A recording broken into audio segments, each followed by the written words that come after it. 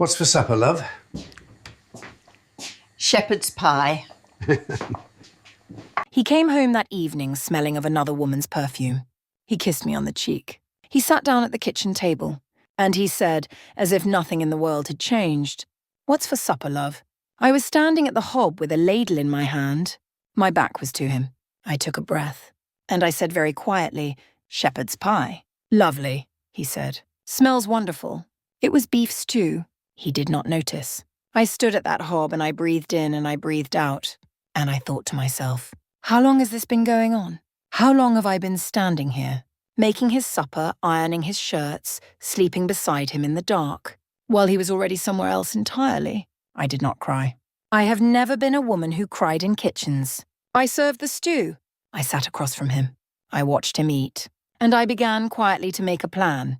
Your subscription and like would mean a lot to us and help support this channel. Also, please let us know in the comments where you are listening from. We would love to send our warm wishes for health and happiness to you wherever you are. My name is Margaret Whitfield. I am 64 years old. I was born in Sheffield, the elder of 2 sisters, in a terraced house where the wind came under the back door in winter, and the best china only came out at Christmas. My father was a postman. My mother was a school secretary who read 3 novels a week and had an opinion about everything, which I inherited entirely. I became a bookkeeper, then a practice manager for a firm of accountants in Leeds. I was good at numbers. I was good at seeing the full picture when everyone else was looking at a single column. That skill, as it turned out, would serve me rather well. I married Derek Whitfield on a Saturday in April 1993. He was a civil engineer. Steady, solid, decent. He had kind eyes and a quiet laugh, and he brought me tea in bed on Sunday mornings without being asked. I loved him. I want to be very clear about that. I loved him properly, the way you love someone when you have chosen them, with both your heart and your common sense, and found them worthy of both. We bought a semi-detached house on Elmwood Crescent in Leeds. We raised our son James and our daughter Sophie in rooms that were warm in winter and loud with argument and laughter, and the particular chaos of a family that has too many opinions and not enough bathrooms. Derek retired in October, and something happened to him that I had been half expecting and half dreading for years. He came untethered. I watched it happen. I watched the man who had spent 32 years being essential and competent and needed suddenly not know what to do with his hands. I had some sympathy for that. I did. But my sympathy had a limit, and the limit was another woman's perfume. He enrolled in a singing class at the community centre in February, Thursdays 10 until noon. Instructor Miss Vivian Cole. I thought nothing of it. I was in fact relieved. He had been reorganising my kitchen, with the desperate energy of a man running out of problems to solve. I said to him one evening, "Derek, you need to find something to do. A class, a club, anything. I am begging you, find somewhere to be that isn't this kitchen." And he said, "You make it sound like I'm in the way. You reorganise my spice rack, alphabetically." He went quiet. The next week he came home with a leaflet, singing for the over 60s. Thursdays 10 until noon. Singing. I had a very decent tenor, Margaret. Before you. "Derek, you have not sung anything other than Happy Birthday in 30 years.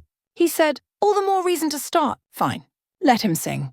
The first 3 Thursdays were completely unremarkable. He came home on time and reported briefly that it was good fun. Frank Sinatra. Vera Lynn. The usual. Week 4, he was 15 minutes late. I was at the kitchen table with my crossword. I looked up when he came in. "Traffic?" He said, "Stayed a bit after." Had a chat with the instructor. She had some tips about breathing. Technique. That sort of thing.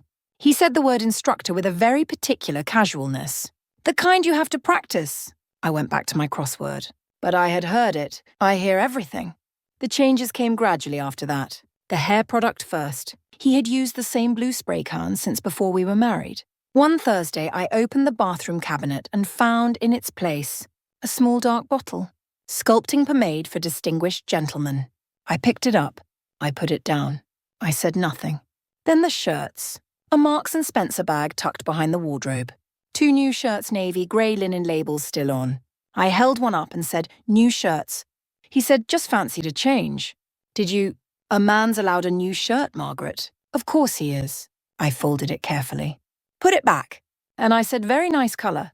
He looked at me like he was waiting for an explosion. I gave him nothing.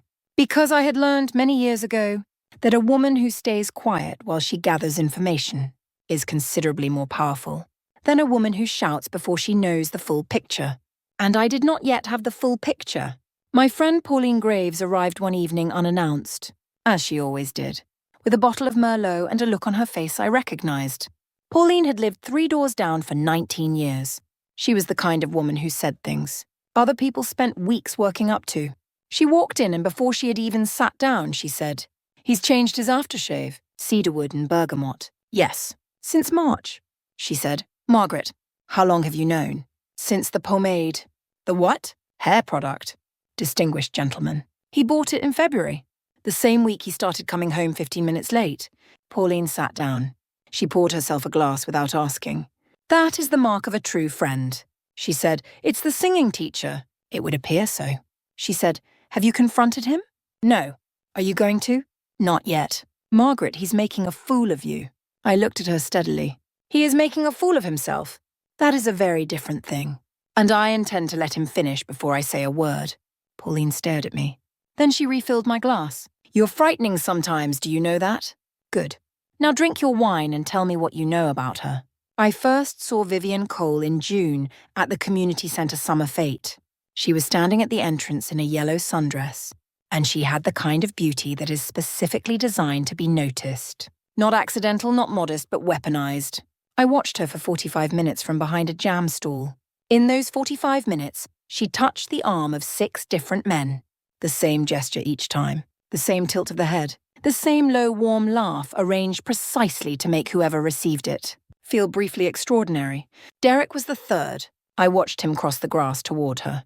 I watched him straighten his back, adjust his collar, transform in the space of 10 steps into a man 20 years younger, and considerably more foolish. She said, "Derek, you came, I'm so pleased." He said what wouldn't have missed it. You look wonderful, Vivian." She said, "Oh, stop it," and she touched his arm. I sold a jar of blackcurrant jam to a woman in a red cardigan. I smiled at her warmly and I said, £2.50, please. And I kept counting. Pauline appeared at my elbow and murmured, "How many?" "5. As of 4 minutes ago, 6. Grey cardigan by the bunting. He's been following her since 11:30. We stood side by side and watched. Pauline said, "She's not even being careful about it. She knows not one of them is watching the others. She knows exactly what she's doing." Pauline said, "She's a predator, Margaret." "Yes, a very skilled one." Pauline said, "Don't you dare admire her." "I'm not admiring her. I'm studying her." There is a difference. On the drive home, Derek was quiet. He said, "Good fete. Lovely." I sold 11 jars. He said Vivian was there. The instructor, the yellow dress. "You might have seen her?" "I may have noticed her briefly. I was rather busy with the jam." He said nothing more. I watched the Yorkshire roads go past the window. I thought about a woman who touches 6 arms in 45 minutes and calls it connection. I thought about a man who straightens his back when a stranger says his name. And I made myself a promise. I would wait. I would watch. And when the time came, I would not shout. I would simply be ready. It was Pauline who found the evidence. Pauline, who had a sister in Headingley, who knew a woman whose husband attended Vivian Cole's Wednesday class at the Roundhay Centre. She arrived at my door in August with a bottle of Merlot and a manila envelope. She said, "Sit down." "I'm already sitting." She said, "Sit down more firmly." She opened the envelope. 3 printed pages, names, dates, locations, a pattern so precise and so cold it made the hair on my arms stand up. She said, "Since March. Brian started combing his hair differently. He hadn't changed his parting since 1974. Derek bought pomade." She said, "Brian wore his good trousers to a community centre." We looked at each other across a small table with 2 cups of tea between us. And something passed between us. The look of 2 women who had seen enough of the world to know exactly what they were looking at and had decided quietly and completely to act. Janet said, "What do you want to do?" "I want a letter. Factual, professional, no anger, no accusations, just the dates, the pattern, the names of the centres, the behaviour as witnessed by multiple parties," she said, "to the managers, to every manager in Leeds, on the same morning." She nodded. Then she said quietly, "And Derek, what will you do?" I looked out the cafe window at the market in the November cold. I have kept every financial record for 31 years. Every mortgage payment, every household bill, every penny of my earnings that went into that house.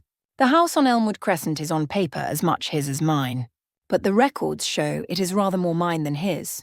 And I intend to make that argument through a very good solicitor in a very calm voice. Janet looked at me for a moment. She said, "You've been planning this. I've been prepared. There is a difference. We posted the letter on a Wednesday morning, the four of us, together. By the following Thursday, 3 of Vivian Cole's 4 contracts had been quietly discontinued. That same Thursday evening, Derek came home looking deflated. He sat at the kitchen table and said, "She wasn't there today. The instructor. They said her contract had ended. She didn't even say goodbye." I poured my tea. I sat down across from him. "That must be disappointing," he said. "I'm not sure she was entirely genuine." "People often aren't."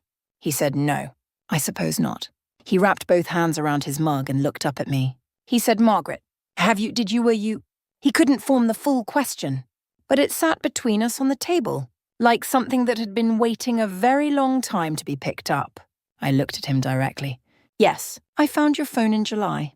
I read 2 messages. I needed nothing more." The colour went from his face entirely. He said, "July. That's 4 months ago. And you said nothing." "No." He said, "Why? Why didn't you?" "Because I was busy, gathering information, speaking to a solicitor, organising financial documentation, and writing, with 3 other women, a letter to every community centre manager in Leeds." He stared at me. He said very quietly, "The letter. That was you. That was us." "Yes." He pressed both hands flat on the table, and then very quietly he started to cry. I watched him. Not with cruelty, not with triumph, with something far more complicated than either of those. I thought about the man who had kissed me at the altar, while my sister made me laugh. I thought about the winter he worked 2 jobs, so our children could have Christmas. I thought about 31 years of his hand, reaching for mine in the dark without thinking about it. Then I thought about the perfume, about beef stew called shepherd's pie, about 7 men who all thought they were the only one. I stood up. I put the kettle on. He said behind me, "What happens now?" I turned around. I said, "Now you find somewhere to stay while the legal process completes. James will help you. I have already spoken to him." "Margaret, I am not angry, Derek. I want you to understand that. I am not shouting. I am not throwing things. I am simply telling you what is going to happen next." He said, "Please, can we not?" "No, we cannot." I put his tea in front of him. "Drink that. And then, when you're ready, I'll call James." The divorce was finalised on a wet Tuesday in December. I put on my good coat, the dark wool one. I wore it the day I had my first child. I wore it the day I buried my mother. And now I wore it for this. In the solicitor's office, I sat across the desk, and I did not look at Derek once. Not because I hated him, but because looking at him would have cost me something I was not prepared to spend. The solicitor read the terms, the house, the savings, the pension, everything I had prepared for, everything exactly as it should be. Derek's hand was shaking on the table. He said, "Margaret." I looked at my own hands. He said, "Margaret, please." I breathed in. I breathed out. I heard him pick up the pen. I heard him sign his name. Then I picked up my pen. I signed mine. Margaret Rose Whitfield. For the last time that name. I stood. I put on my coat. I picked up my bag. He said, "Margaret." I stopped. My hand on the door frame. His voice behind me thin and wrecked. "1 second. He said, "I know there's nothing I can say. I know that. I just need you to know that I understand. What I had. What I let go. The cottage. The rose bush. The tea with 1 sugar and a splash of cold water. All of it. The rain moved against the window," I said without turning around. "You always were a quick learner, Derek. Just never quite quick enough." I opened the door. I walked out into the November rain. The cold hit my face immediately. That sharp, clean English cold that doesn't apologize. I walked across the car park without looking back, and as I walked, I felt something happen in the center of my chest. Something that had been clenched for months and months. Through the pomade and the shirts and the July messages, and the August letter and the long grey waiting, unclenched. Just like that. In a car park in Leeds in November, in the rain, I stopped walking. I stood very still and I breathed in the cold air. And above me, through the clouds, there was a gap. A pale, thin strip of winter sky. I stood there for a moment. Just me. Just the sky. Just the cold, clean air. Then I walked on. I am writing this from a small stone cottage on the shore of Loch Lomond. The stove took 3 attempts to light. The bedroom window doesn't close properly. The hot water takes 7 minutes to arrive. It is the most beautiful place I have ever been in my life. I booked it 4 years ago. For our 30th anniversary. I paid the insurance on it every single year, quietly, on my own, in the belief that the right moment would eventually come. The right moment came. It simply came alone. This morning I walked down to the water before the sun had fully risen. The loch was silver and still. The hills were dark behind the mist. A heron stood at the water's edge, absolutely motionless, patient in the way that only very old things know how to be. I stood and I watched the light come back. I thought about 31 years of kitchen, suppers and school runs and mortgage payments, and a rosebush planted in 1998, for a story told in passing that I never forgot. I thought that woman was not nothing. All those years of steadiness, the quiet, unspectacular daily business of keeping a life together. That was not nothing. That was everything. And now that life is mine, only mine, to do with as I please, I came back to the cottage. I made tea 1 sugar, a splash of cold water, because I have always been impatient, even with tea. And I sat at the window and I watched the loch, and the fog lifted, slowly the way fogs do, without announcement, without apology. And the water appeared, silver and vast and perfectly still. I said quietly to no one but myself, "There it is." Pauline rang that evening. She said, "Well, Scotland." Report. The stove took 3 attempts. The window doesn't close. The hot water is extremely optimistic. She said, And I am not coming home early. She said softly, "Are you all right, Margaret? Really all right?" I looked out at the darkening water, at the hills going black and gold against the last of the light. "I think I am more all right than I have been in a very long time." She said, "Good. You deserve it. Every loch in Scotland and the hills behind them. You deserve all of it. Thank you, Pauline. Don't thank me. Just stay the full 2 weeks. I intend to." She said, "And the next time?" I smiled. Alone in a stone cottage, in the dark with the loch outside the window. "The next time I'll stay 3. Margaret did not shout. She did not throw things. She did not beg. She kept records. She made phone calls. She sat in a cafe with another woman and drank tea and wrote a letter. She kept paying insurance on a dream for 4 years, alone, in silence. Not because she was passive, but because she was certain that the dream was worth having. Certain that she was worth the having of it. Certain in the end that a woman who knows her own value does not need anyone else to confirm it. If you are watching this, and you have been quiet for a long time, while someone else was careless with you, please know this. Your silence is not weakness. Your patience is not nothing. Your records, your receipts, your green folder in the bureau, they are not nothing. They are the evidence of a life lived with integrity. And one day, sooner perhaps than you think, you will stand on the shore of a loch in a dark coat, in clean cold air with the fog lifting, and the water going silver and vast, and you will breathe in and think, "There it is. This is mine. Thank you for watching."